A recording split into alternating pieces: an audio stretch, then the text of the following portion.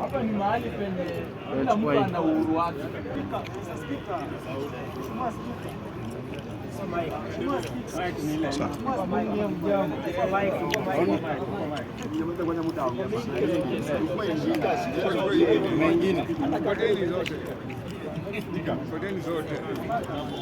Wabunge mjambo.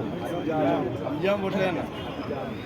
Ukikuja hapa inakuja kwa sababu the next president ama the next MP wa hii bunge hii yenye iko hii Nairobi natoka hapa. Jana niliona vitu zenye sionangi kwa hii. Niliona jana ma-MP wawili wa mama wakipigana. Hapa tunakosananga lakini tunaangi pale kupigana. Na hiyo ni kitu tunafaa tujipigie makofi.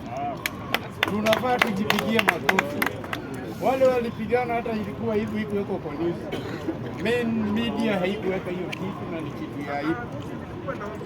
Nikikuja hapa nimesikia mwenzangu akisema candidate yake ni Dr. Fred Matiang'i. Na amesema utamu yake yote. Mimi ndamwambia utamu wa siasa hivi. Kuna watu wako na mambo personal na Matiang'i kama mimi. Nitakwenda hata nikimwona kwa voters card siwezi enda kuchagua. Yule jamani mnyama. Mzungu alisema give a man half a chance and he knows his true colors. Enzi ya Matiang'i ni ile enzi yenye tuliteseka enzi ya COVID. Ni nani alikuwa interior nini CS? Ilikuwa yeye.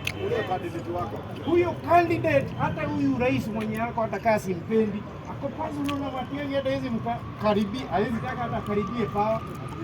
Mtu kama Itumbi aone Matiang'i anasimama enzi mtaka karibu na power. Huyu Matiang'i ni yako na kesi za ufisadi hapa.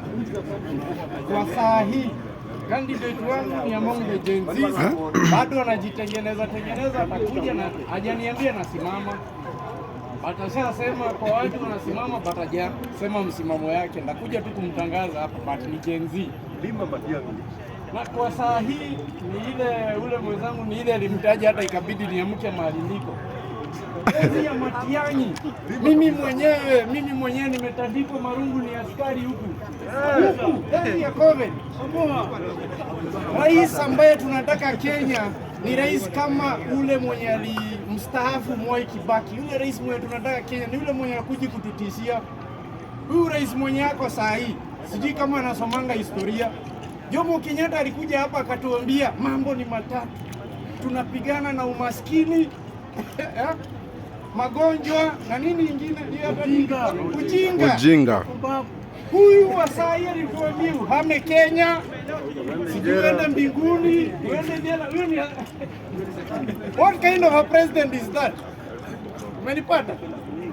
So pangu saa hii ule rais ambaye tunataka ni rais ambaye hana majivuno na hana investment yoyote, na ningeulizwa ule kwa saa hii ule mwenye tumezaona anakaa hiyo tabia ya kuwa rais kama rais Kibaki na akona msimamo ni Maraga.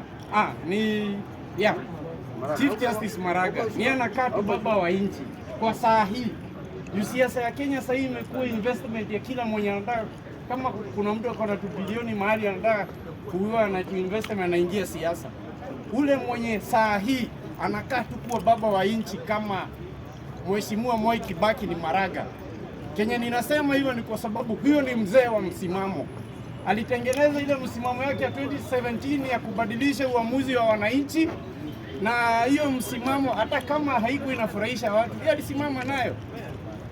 Na nikimalizia na hapa sijasema, next time nikikuja ndasema candidate wangu ni nani na yako na amejitangaza.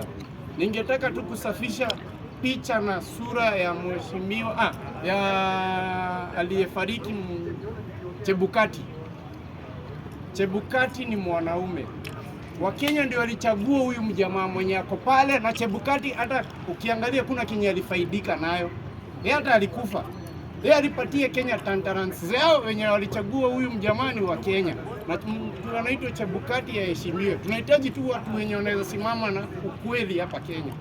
Tuache tu kupiga kila mtu tu juu Raila alisema piga huyo mtu. Huyu Raila hakuna kitu ametusaidia nchi. Asante kwa hayo.